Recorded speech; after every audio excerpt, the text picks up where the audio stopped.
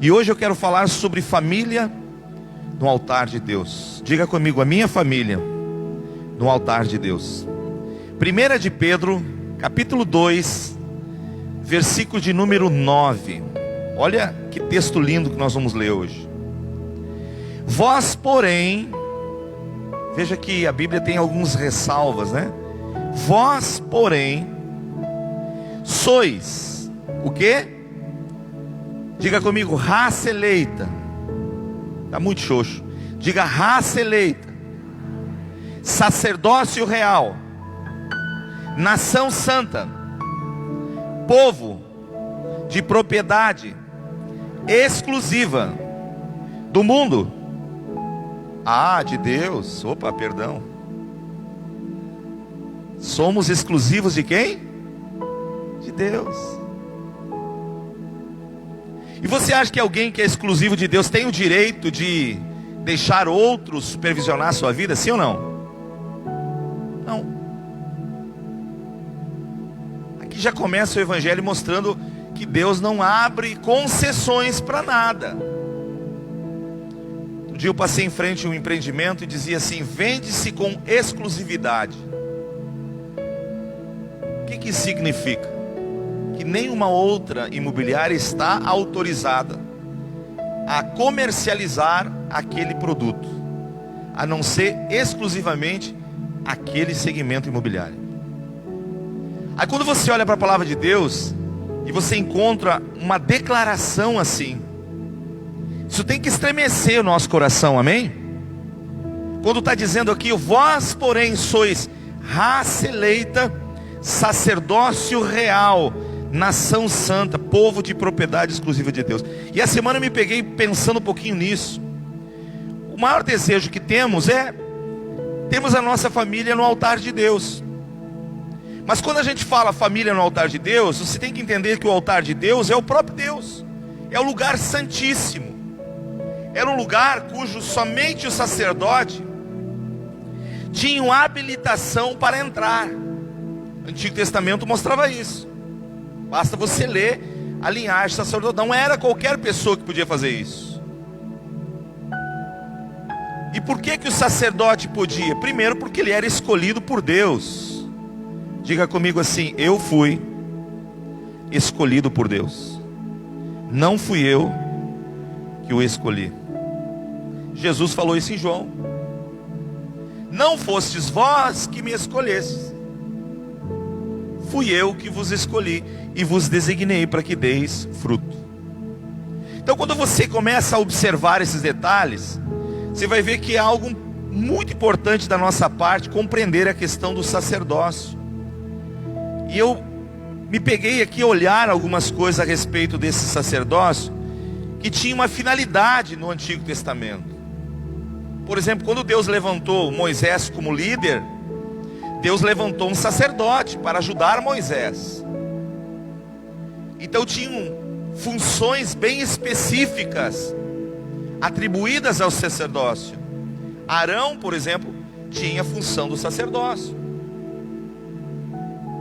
E a função do sacerdócio era oferecer sacrifícios em pró do povo, trazer a santificação às pessoas, levar elas a uma plenitude e comunhão com Deus. Era a função sacerdotal.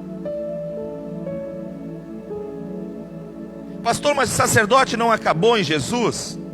O que Pedro está dizendo aqui? E o melhor, eu quero que você vá a Isaías 61, para você ver que a palavra se completa quando o profeta Isaías profetiza 700 anos antes de Cristo sobre as boas novas da salvação. Essa semana o pastor Everton, acho que foi a semana que ele pregou, né? Falou sobre pregoar o ano aceitável do Senhor, quando Jesus abriu o livro, quando ele estava na sinagoga, né? Mas olha o que diz nesse mesmo capítulo 61, no verso de número 6. Mas vós sereis. O que ele está falando aqui? Futuro, né? Esse sereis aqui me ajuda, pastora Cristiane. Está falando sobre futuro, né? Sereis. Então ele está pré-anunciando algo que iria acontecer. Ó, Isaías 61:6. Mas vós sereis chamados sacerdotes do Senhor, e vos chamarão ministros do nosso Deus.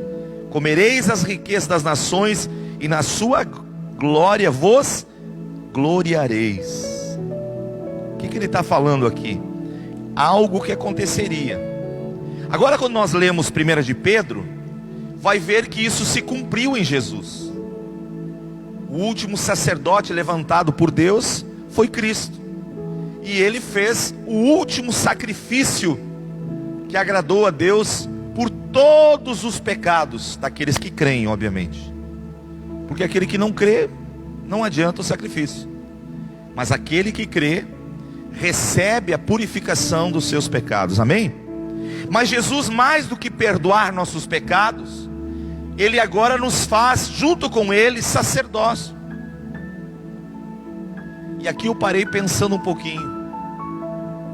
Se eu quero a minha família no altar de Deus, qual é a minha função sacerdotal dentro da minha casa? E aqui eu comecei a observar algumas coisas. Quer ver uma pessoa que tinha no seu coração esse desejo sacerdotal pela sua família? Abra no livro de Jó, capítulo 1.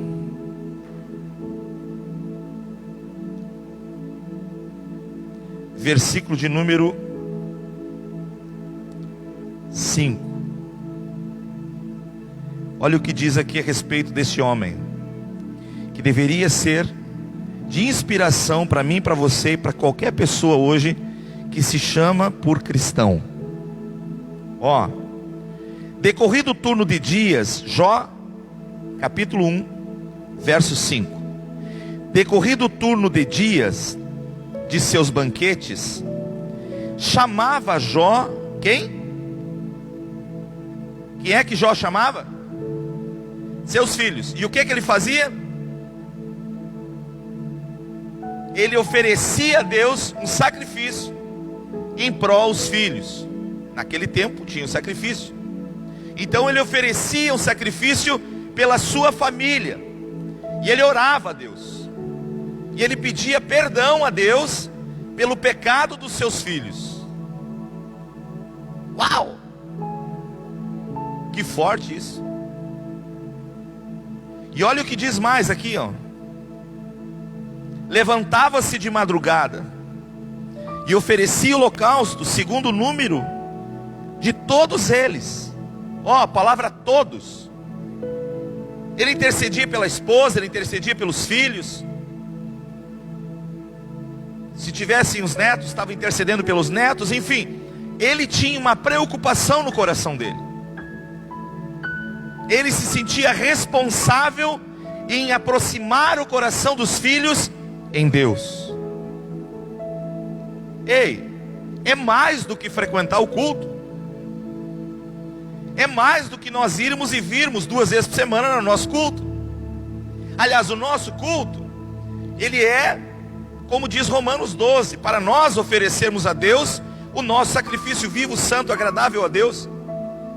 Buscarmos Ele em coração, agradecermos a Ele. Mas também não podemos deixar de entender que a vida cristã não se limita aos 2 dias de culto. Que eu tenho uma função deliberada por Deus agora para exercitar o sacerdócio dentro da minha casa.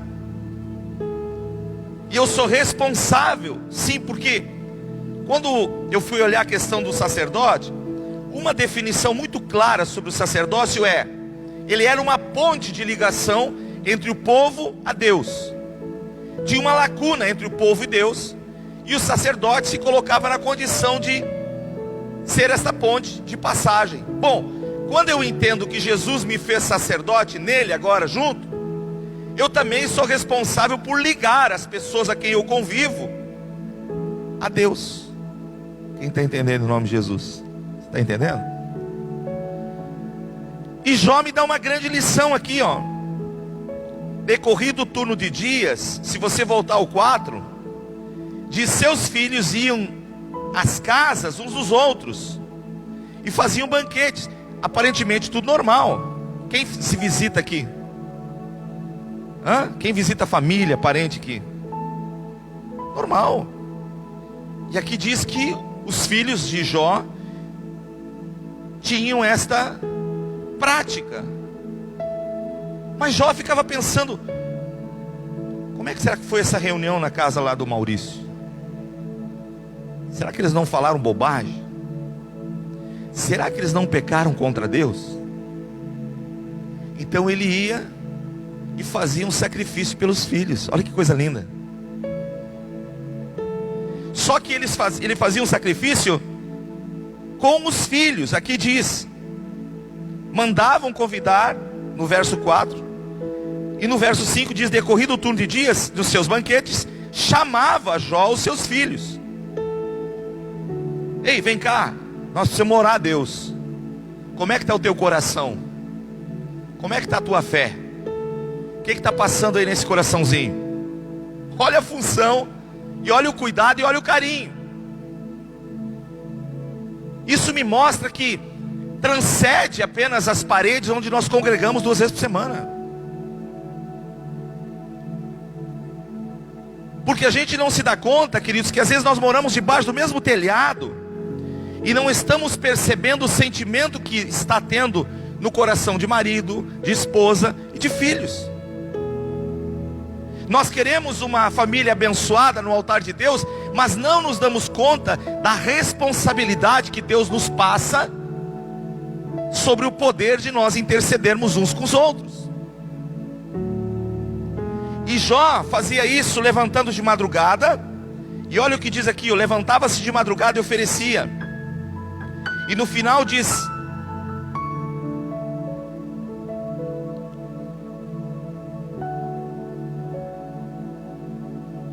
assim o fazia Jó. De que forma? De que forma, igreja? O que é continuamente? É uma vez por semana? Não, é contínuo. Ou seja, ele tinha esse desejo no seu coração. E aqui começa a me fazer entender um pouco essa função importante que nós temos que ter a respeito do sacerdócio. E como nós temos que nos comportar. Aí eu me lembrei do rei Uzias. Vamos lá? 2 Crônicas, capítulo 26. Nós temos um episódio desse homem que começou fazendo certo e de repente ele mudou os hábitos da sua vida e teve alguns problemas. E aqui eu comecei a traçar um paralelo, porque Uzias quis fazer algumas coisas que competia somente ao sacerdote fazer. Significa, se eu não entender em que condição Jesus estabeleceu o meu viver agora, eu vou ter problemas dentro da minha casa. E talvez seja isso um dos grandes problemas que muitos vivem hoje no presente século. E eu quero que você acompanhe aqui. Começa o capítulo 26 falando que Uzias começou a reinar cedo e Deus foi abençoando ele. No verso 5 do capítulo 26 vai dizer: propôs ele no coração buscar a Deus.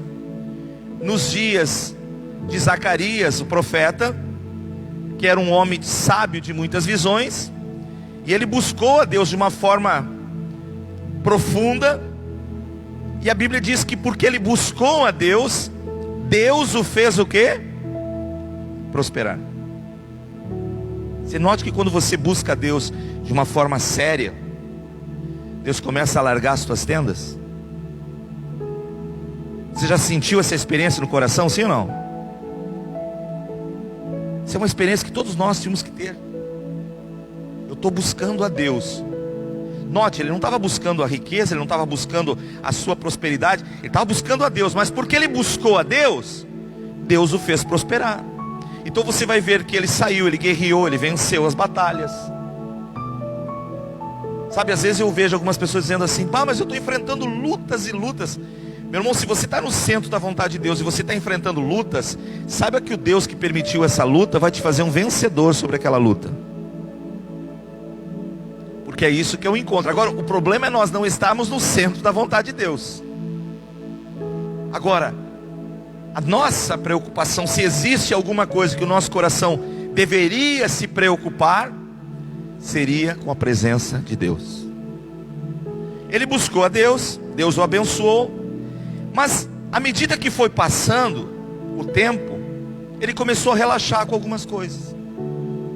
Olha o que diz no verso 16: mas havendo-se fortificado, exaltou o seu coração.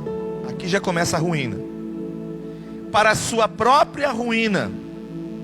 Depois de muita coisa, ele começa a exaltar o seu coração. Ele deixa de exaltar Deus, ele deixa de fazer aquilo que ele começou fazendo, e ele passa a se exaltar. E aí o texto diz que isso contou para a sua própria ruína, e ele começou a perder a sensibilidade de Deus nas coisas. Já não sabia mais atribuir o que Deus queria que ele fizesse, começou a fazer coisas totalmente ao contrário. E aí aqui você vai entender que ele tem um choque paralelo com os sacerdotes da época. Porque ele vai entrar no templo e vai queimar incenso, ou querer queimar incenso para Deus. Ele vai querer fazer algumas coisas das quais somente os sacerdotes podiam fazer. Na condição que ele se encontrava, ele achava que podia. Uma das coisas que nós temos que cuidar na vida cristã é como nós vamos fazer as coisas para Deus. Porque me parece que a Bíblia, ela nos instrui a fazer exatamente de uma forma onde Deus sempre será glorificado. E quando isso ocorre, é interessante porque a questão do sacerdócio aqui mostra que é uma lição para nós aprendermos. Segundo Deus estabeleceu, como Deus fez, a importância do sacerdote.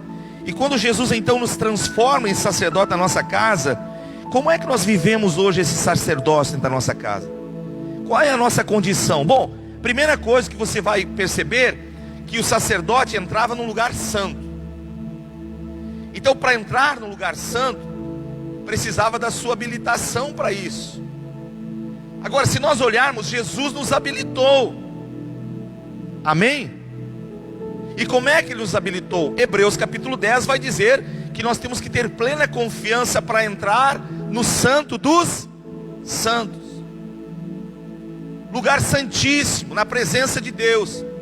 Mas como é que eu tenho que entrar? Ali diz, com sincero coração. Então, uma das coisas que eu, como pai, preciso me preocupar na minha casa, primeiro, é ter um sincero coração com Deus.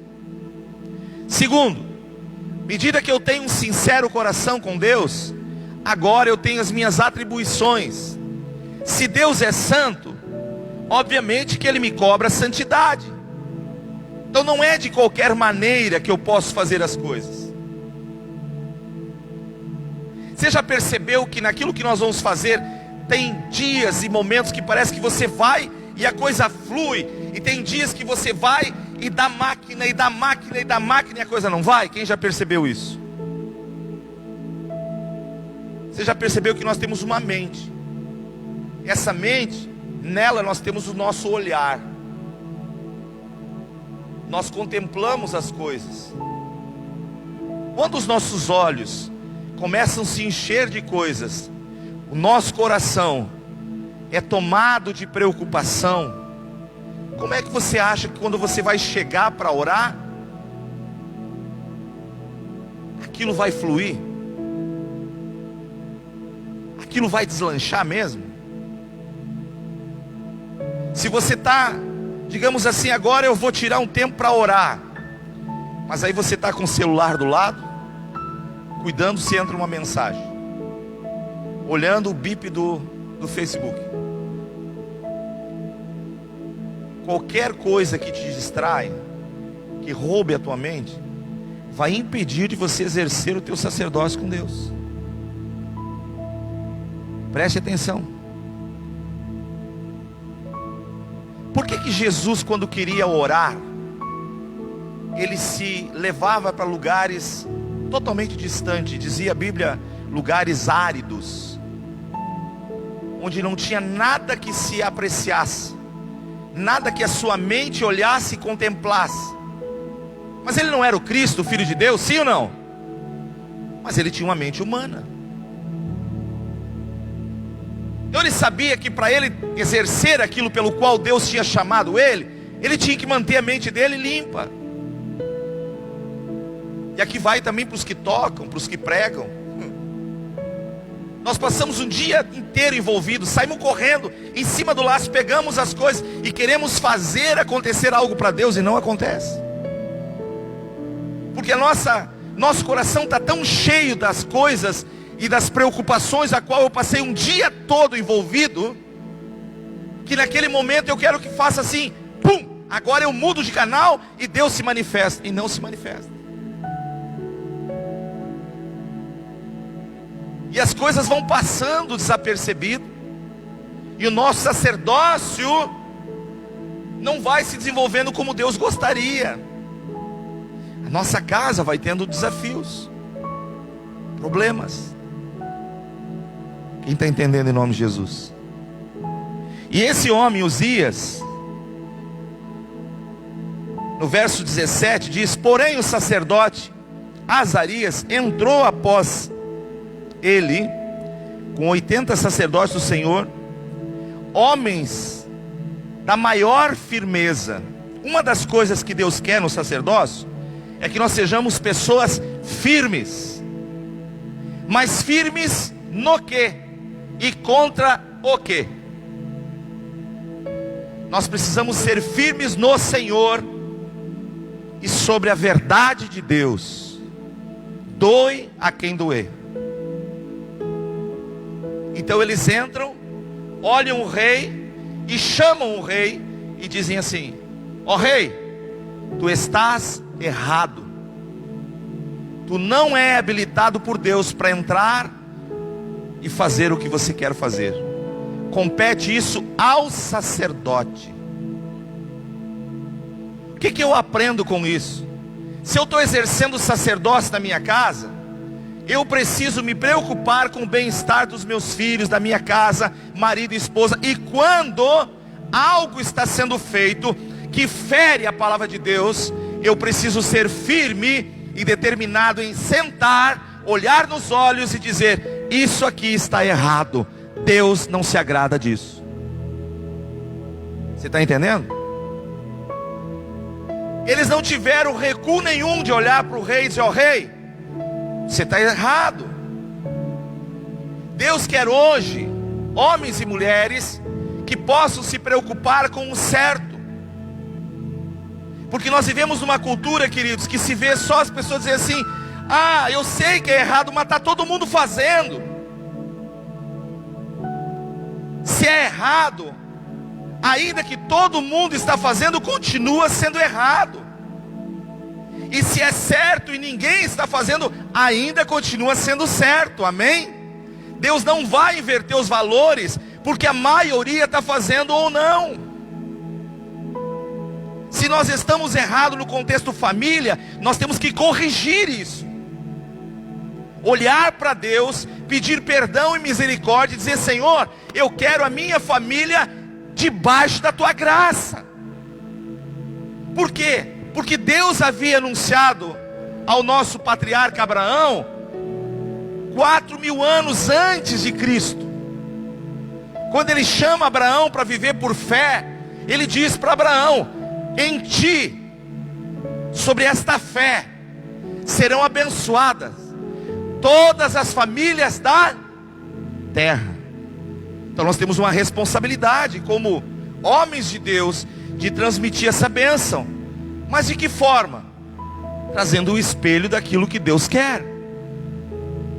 Ou seja, trazendo a moralidade, trazendo a verdade, corrigindo o que está errado, dizendo, ó, isso aqui não é certo. 1 Coríntios, por exemplo, a Bíblia vai falar sobre sociedade entre justo e injusto. Então, se você é sacerdote dentro da tua casa, e o filho vem e diz, mãe, encontrei uma namorada no colégio, a primeira coisa que você vai perguntar, são cristãos? Não, mas depois eu converto. Cuidado. Eu conheço pouquíssimas histórias que deram certo. A maioria corre um risco tremendo de se afastar completamente da fé. Porque Deus já falou, já mostrou como tem que ser feito isso. Você está entendendo? Não há comunhão de luz com trevas, ele está dizendo. Não há sociedade. Quando nós intentamos a fazer uma sociedade, você diz, ah, mas é meu amigo, conheço há 20 anos, posso fazer uma sociedade, não tem problema. Tem a mesma fé que você? Tem o mesmo espírito que habita em você? Não, então não faz. Por quê?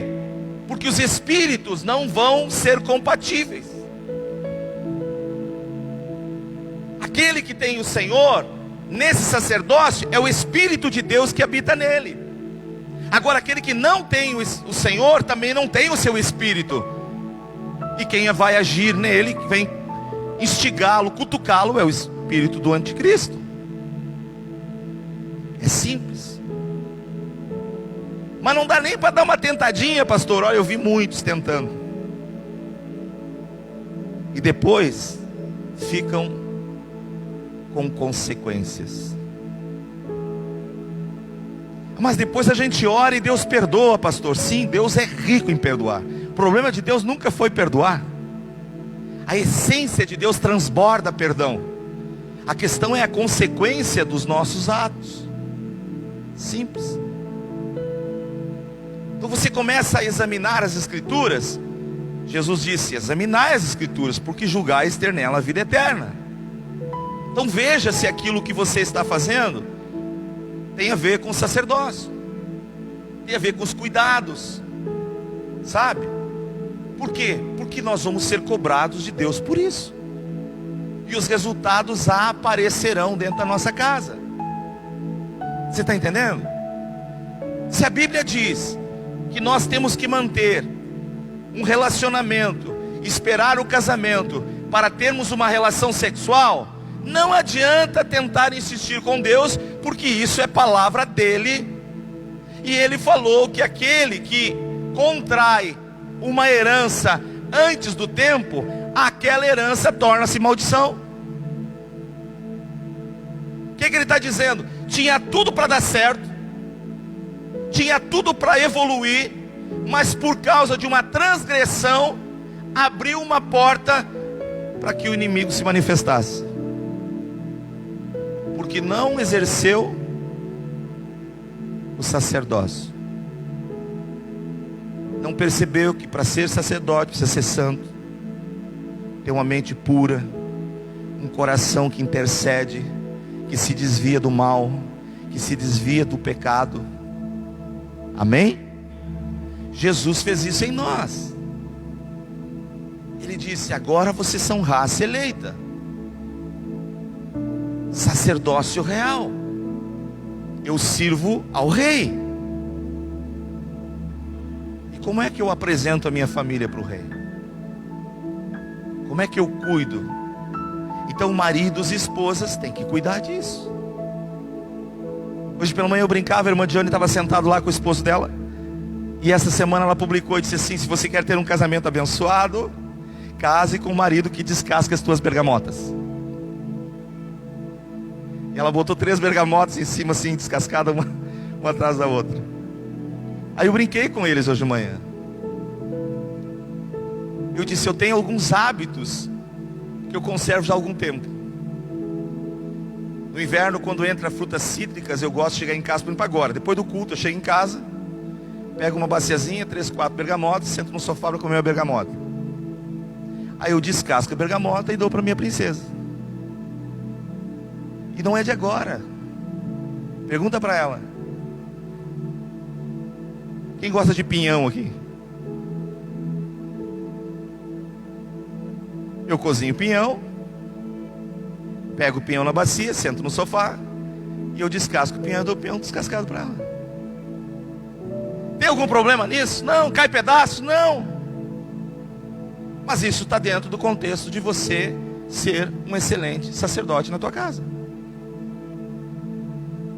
Aí a gente não suja a mão com a bergamota e deixa aqueles que trabalham fora sabem disso. O assédio moral, como estão as coisas aí fora. Por que é um índice tão grande de divórcios? Por falta de cuidado. Mas pastor, eu vou no culto. Mas é mais do que no culto. É você exercer aquilo que Deus quer que você exerça. Não um dia, não 2 dias, mas todos os dias da tua vida. Aí o filho chega com 13, 14 anos e vem: pai, olha só, estou com um sentimento diferente. Como assim, meu filho? Mas eu estou indo na igreja. Como é que tu tem um sentimento diferente dentro do teu coração? E você não percebeu, crescendo do teu lado, dormindo numa parede do lado da tua, que tinham coisas que precisavam ser mudadas. Quem está entendendo em nome de Jesus? Existe uma função nossa, estabelecida por Deus, que nós precisamos desenvolver dentro da nossa casa. Se a Bíblia diz que Ló acordava, chamava de madrugada os filhos e orava com eles e dizia: ó, vocês cuidam, vocês abrem o olho com o que vocês estão fazendo. E a Deus ele se reportava e oferecia sacrifício. E a Deus perdoa. Talvez meus filhos no coração tenham pecado contra ti, eu te peço perdão por isso. Um compromisso assumido da parte dele com Deus. Aí eu encontro esse homem querendo fazer uma coisa que não era possível ele fazer. E o texto vai dizer aqui que eles foram e confrontaram. Olha só, no verso 18: e resistiram-lhe ao rei e lhe disseram: a ti, Uzias, não compete queimar incenso perante o Senhor, mas aos sacerdotes, filhos de Arão. Então, no Velho Testamento, no Antigo Testamento, era algo muito específico. Agora, se Jesus trouxe o sacerdócio para o Novo Testamento, e ele foi o último sacerdote, e nos fez com ele sacerdócio, será que ele vai esperar de forma diferente de nós? Será que ele vai aceitar concessões? Olha só, ele quis fazer uma coisa que não era função dele, e Deus não aceitou. Mas ele era um grande rei, e a Bíblia diz que ele insistiu, teimou, foi lá e botou incenso. Você vai ver nos versículos consequentes que a lepra se apoderou dele, da sua vida, porque ele desonrou a Deus. E eu fiquei olhando essa semana e orando. Eu disse: Senhor, quantas famílias estão leprosas nesses dias? Você não vê a lepra física, mas você vê o resultado na família. Filhos não querem mais a igreja, não tem mais afeição pela palavra, depois de anos. Então, quando eu olho para aqui, eu percebo que há algo importante que eu e você precisamos desenvolver. Sabe, Deus espera de nós uma ação em conjunto àquilo que Ele fez. Jesus foi o último sacerdote, mas Ele nos traz junto nesse compromisso de viver a vida sacerdotal agora. Então cada um de nós está incumbido no advento cristão de cuidar da sua família. Posso ouvir um amém? Cuidarmos daquilo que Deus estabeleceu na nossa vida. Então nós temos que ter cuidado, a percepção de como estão as pessoas que convivem conosco, como está o seu termômetro espiritual, como estão as suas orações. Por exemplo, Deus deseja que maridos e esposas tenham um momento de comunhão, de oração. Será que nós desenvolvemos isso dentro da nossa casa?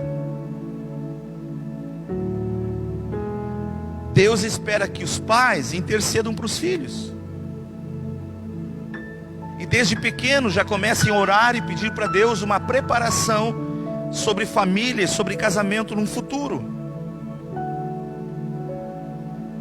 Nós não podemos prever as coisas, nós não podemos antecipar as coisas, mas nós podemos orar, orar, orar e orar. Confiar em Deus, estabelecer um relacionamento com Deus, ao ponto que Deus olha e diz: gosto desse sacerdócio. Vou arrumar para esta menina um menino que honre e cuide e que dê grandes resultados no meu reino. Vou arrumar para esse menino uma menina que o ame, que seja dedicada, que tenha um compromisso comigo. A nossa cabeça precisa pensar isso. Como sacerdote na nossa casa, nós temos que cuidar do que Deus nos deu de antemão. Caso contrário, nós podemos deixar os anos ir passando e vamos tendo problemas em cima de problemas, tentando só resolver problemas, porque não estamos dando atenção àquilo que a Bíblia ensina. Você quer ver outro exemplo? 1 Samuel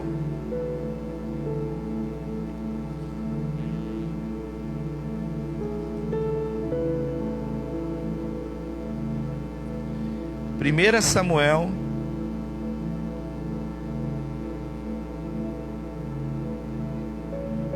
capítulo 2, verso 12. Vai falar de um homem chamado Eli. Quem era Eli? Era um sacerdote. E olha o que vai acontecer aqui, ó. Capítulo 2, 1 Samuel, verso... Eram, porém, os filhos de Eli, filhos do quê? Uau!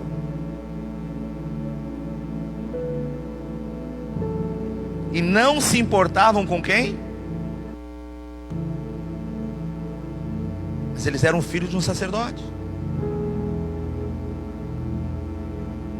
Ó, pois o costume daqueles sacerdotes com o povo era que, oferecendo a alguém sacrifícios, vinha o moço do sacerdote, estando-se cozendo a carne, com um garfo de 3 dentes na mão, e metia na caldeira, ou na panela, ou no tacho, ou na marmita, e tudo quanto o garfo tirava, o sacerdote tomava para si.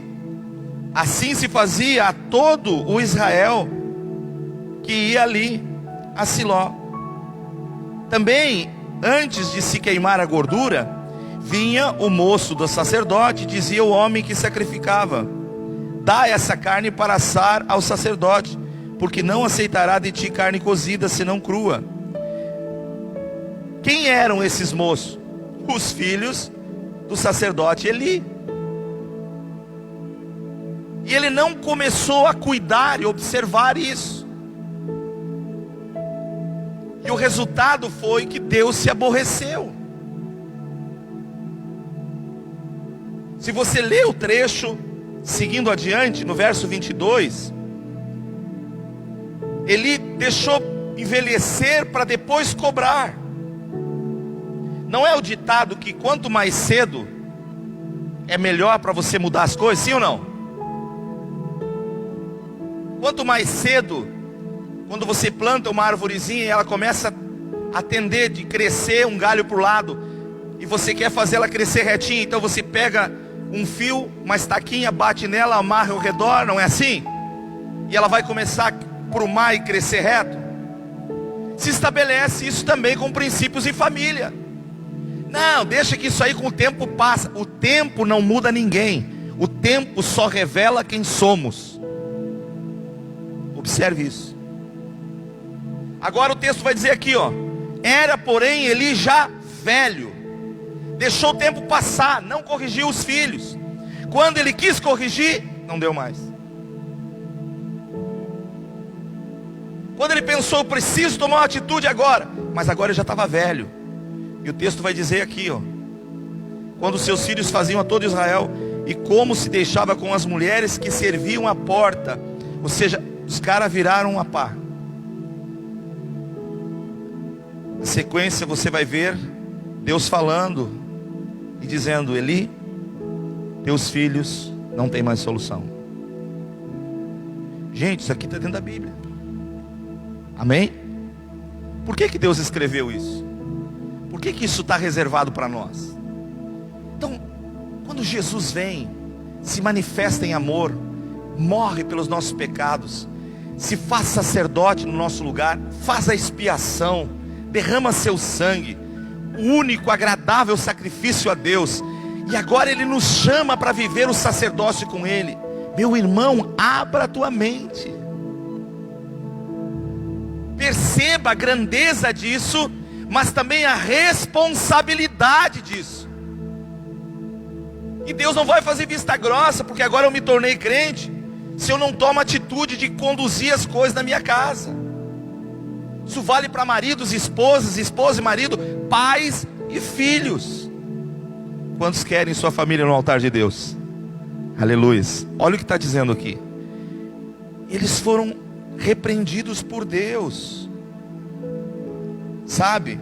E aí vem uma profecia contra Eli sobre a sua casa. A partir do 22 vai mostrar: os 2 filhos acabam perecendo, consequências de não viverem uma vida sacerdotal agradável a Deus. Agora, olha o que diz em Apocalipse capítulo 1, verso 6. E eu encerro.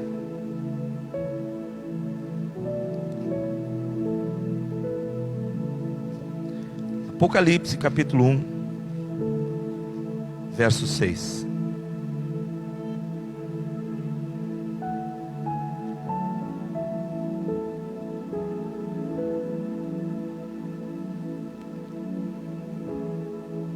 Vamos ler o 5 também.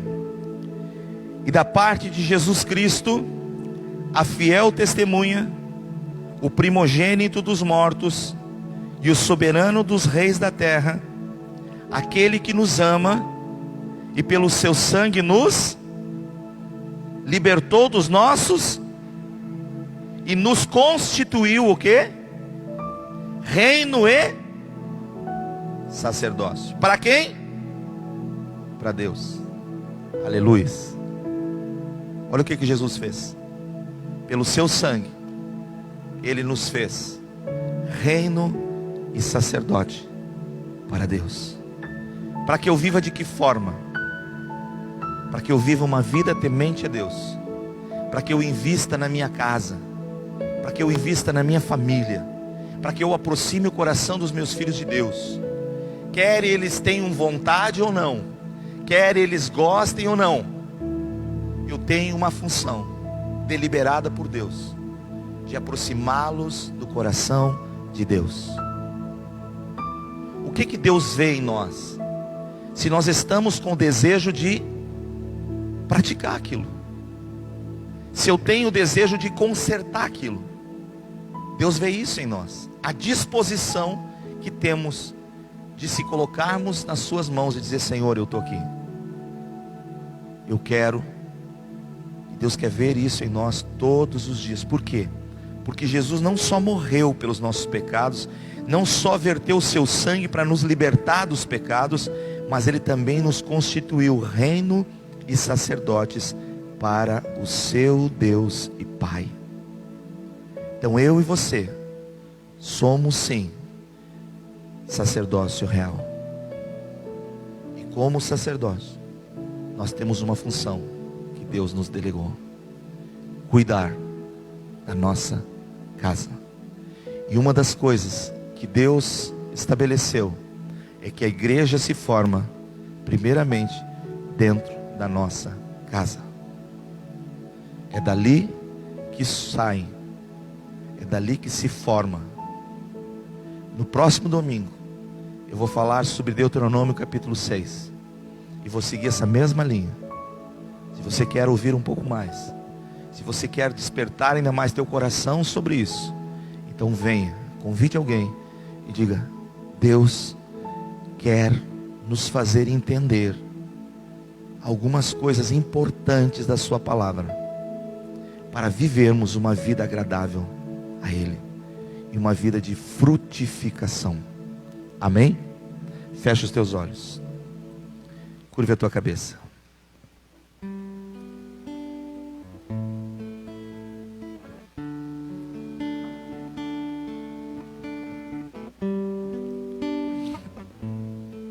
Nós te adoramos, Jesus.